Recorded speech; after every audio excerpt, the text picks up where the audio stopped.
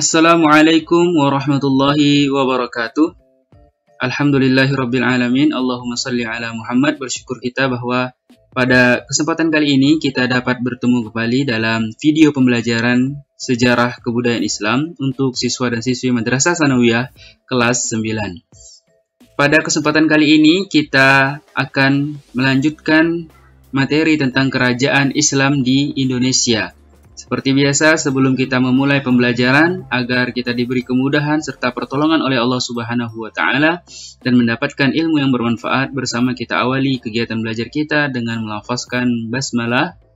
Bismillahirrahmanirrahim. Selanjutnya, mari bersama kita perhatikan peta konsep berikut.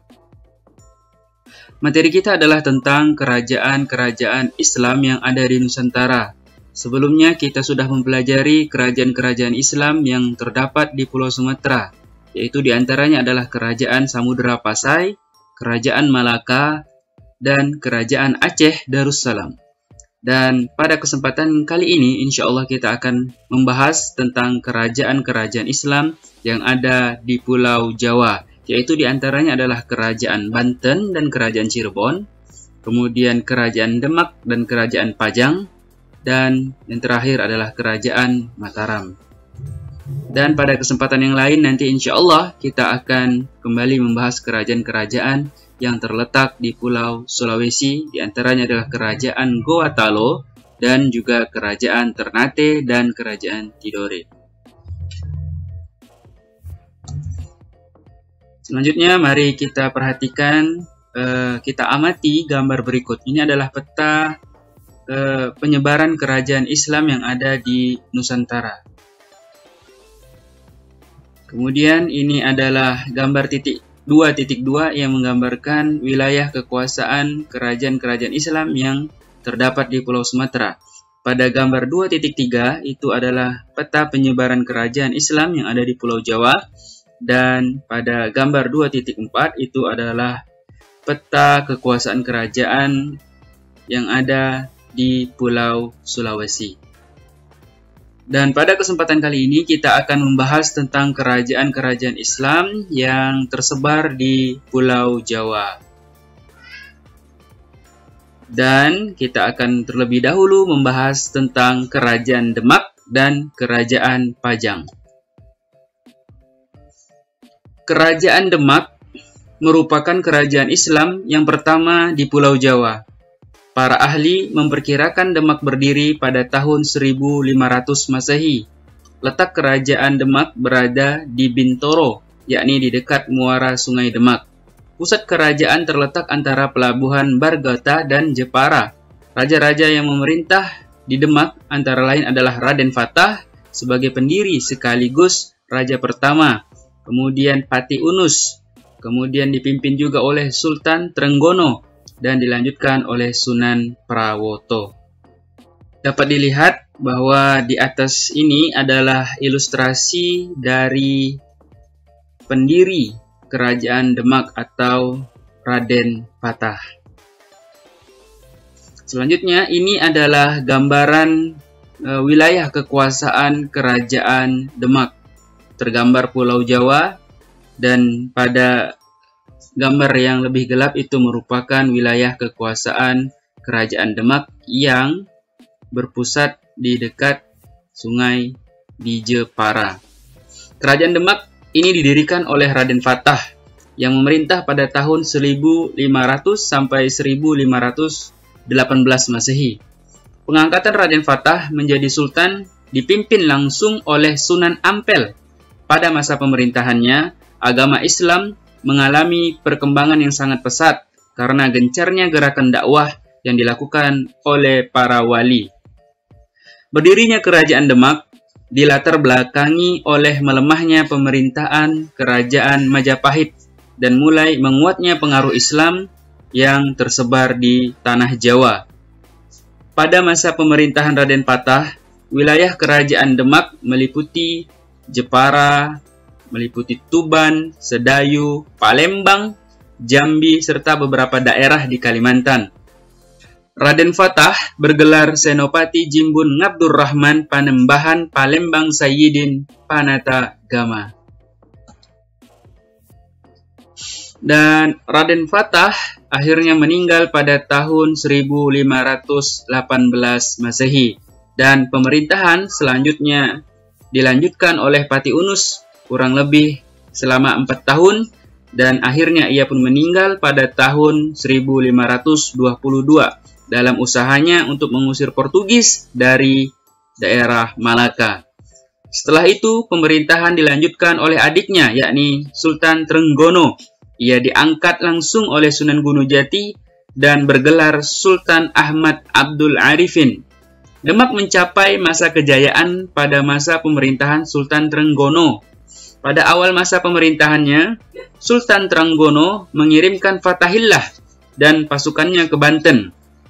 Dengan bantuan pasukan Cirebon, Demak berhasil menaklukkan Banten dan Pajajaran. Wilayah kekuasaan kerajaan Demak pun semakin meluas. Begitu pula dengan Islam berkembang di seluruh penjuru kekuasaan kerajaan Demak. Nah, selanjutnya kita akan membicarakan tentang kerajaan Pajang. Nah, apa kaitan kerajaan Pajang ini dengan kerajaan Demak? Jadi, pada tahun 1546 Masehi, setelah Sultan Trenggono wafat, dan sejak saat itu kerajaan Demak mulai mengalami kemunduran akibat terjadinya perebutan tahta kerajaan. Perebutan itu dimulai dari terbunuhnya Sunan Prawoto dan Sultan Hadiri oleh Aryo Penangsang yang merasa lebih berhak atas tahta kerajaan Demak. Namun, usaha Aryo Penangsang untuk menguasai kerajaan Demak dihalangi oleh Joko Tingkir yang merupakan menantu dari Sultan Trenggono. Berkat dukungan Ki Gede Pamanahan dan Ki Penjawi, Joko Tingkir akhirnya berhasil mengalahkan Aryo Penangsang. Kemudian tahta kerajaan Demak pun jatuh ke tangan Joko Tingkir. Setelah menjadi raja, Joko Tingkir bergelar Sultan Hadiwijaya. Ia kemudian memindahkan pusat kerajaan Demak ke Pajang. Maka dari itu menjadi awal berdirinya kerajaan Pajang. Walaupun sudah menjadi kerajaan baru, kerajaan Pajang masih mengakui sebagai penerus kerajaan Demak. Nah, demikianlah bagaimana proses berdirinya kerajaan Demak dan bagaimana kaitannya dengan kerajaan Pajang yang merupakan bagian dari kerajaan Demak. Selanjutnya kita akan membahas tentang kerajaan Banten dan kerajaan Cirebon. Kerajaan Banten ini didirikan oleh Syarif Hidayatullah pada tahun 1526 Masehi.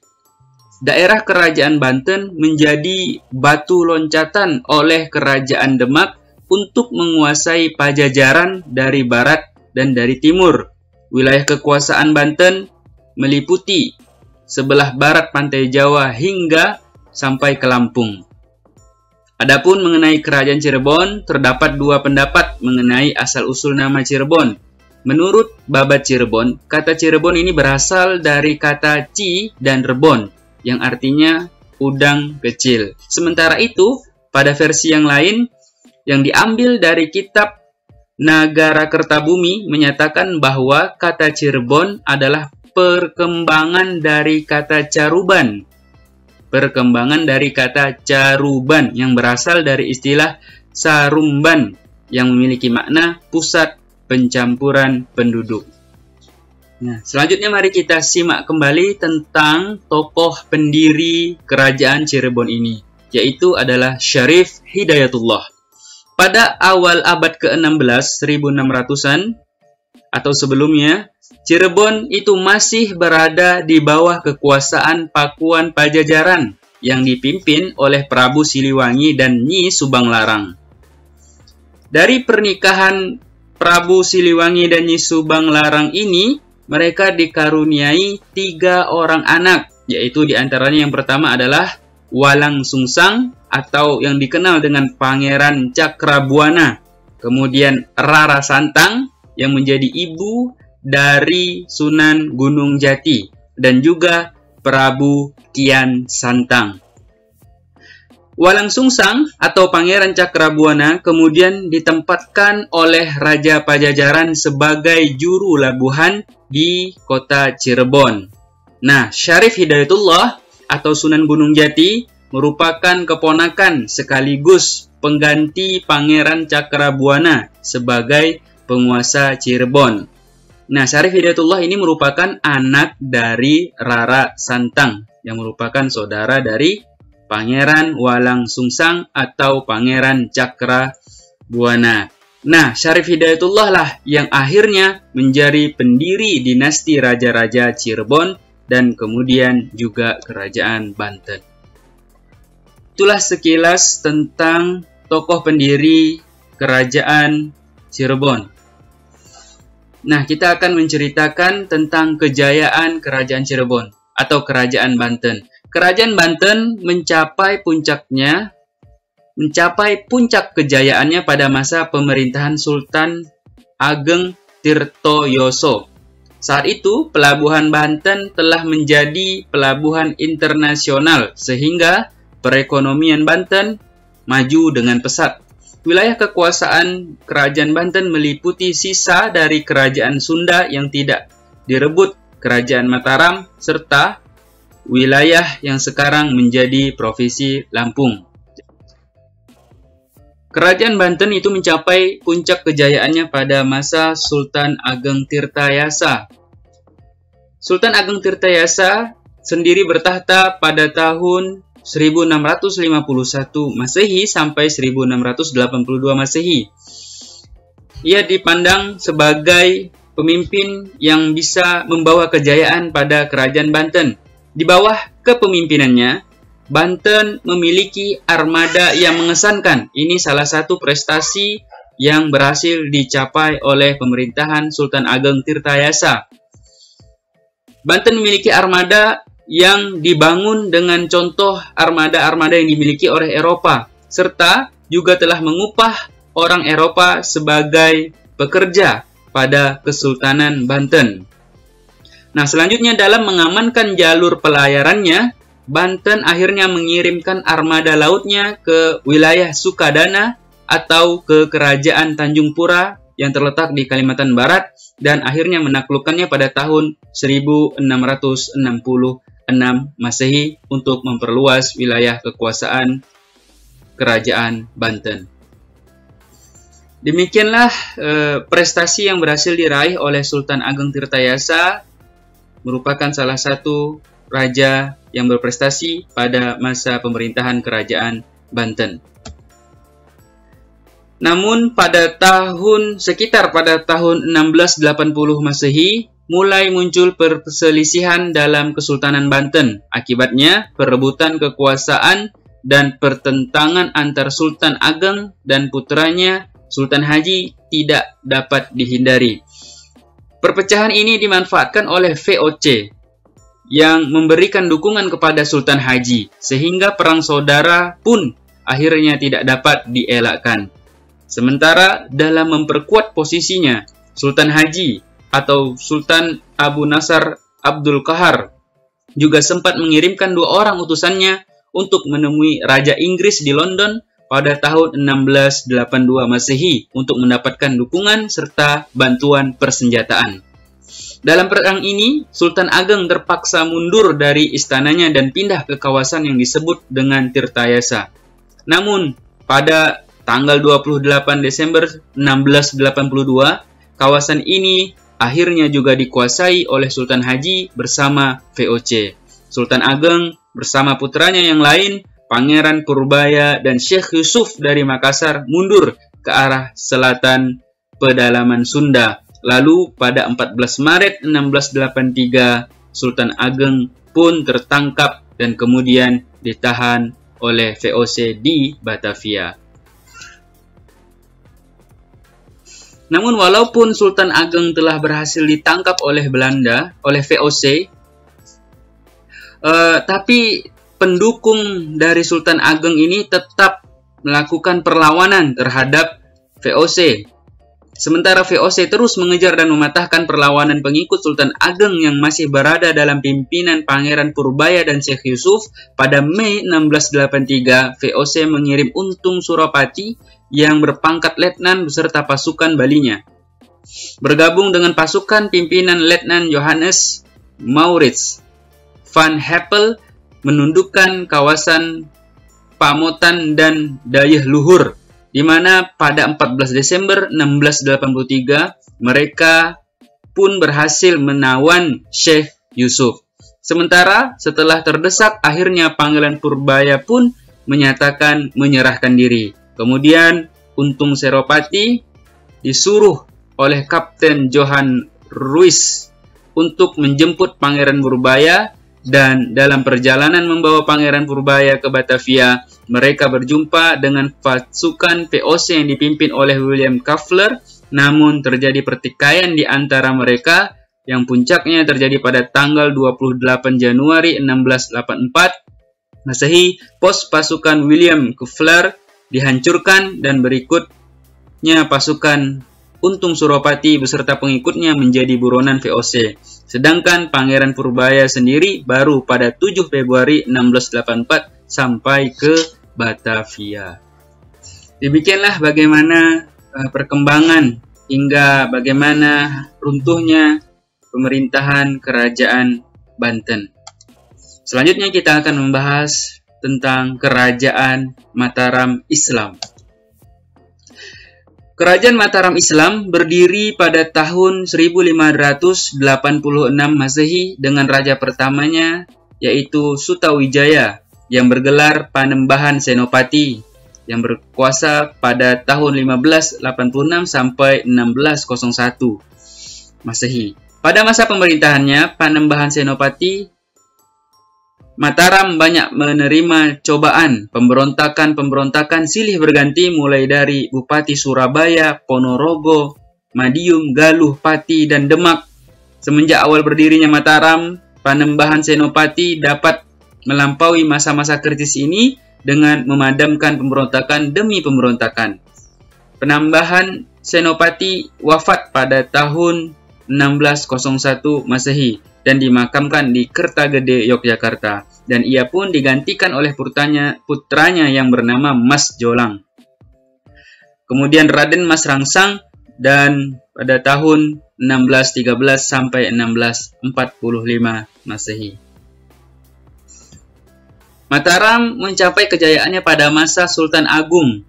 Pengaruh Mataram memudar setelah Sultan Agung meninggal pada tahun 1645 Masehi. Selanjutnya, Mataram pecah menjadi dua, sebagaimana isi perjanjian Giyanti 1745 Masehi berikut ini.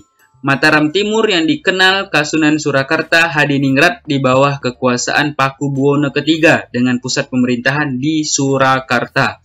Kemudian, Mataram Barat yang dikenal dengan Kesultanan Yogyakarta Hadiningrat di bawah kekuasaan Raja Mangkubumi, adik dari Pakubuwono II yang bergelar Sultan Hamengkubuwono I dengan pusat pemerintahannya di Yogyakarta. Nah, namun pada tahun 1757 berdasarkan perjanjian Salatiga, Kerajaan Mataram dibagi menjadi tiga, yaitu Kasultanan Yogyakarta, Kasunanan Surakarta, dan Mangkenegaraan.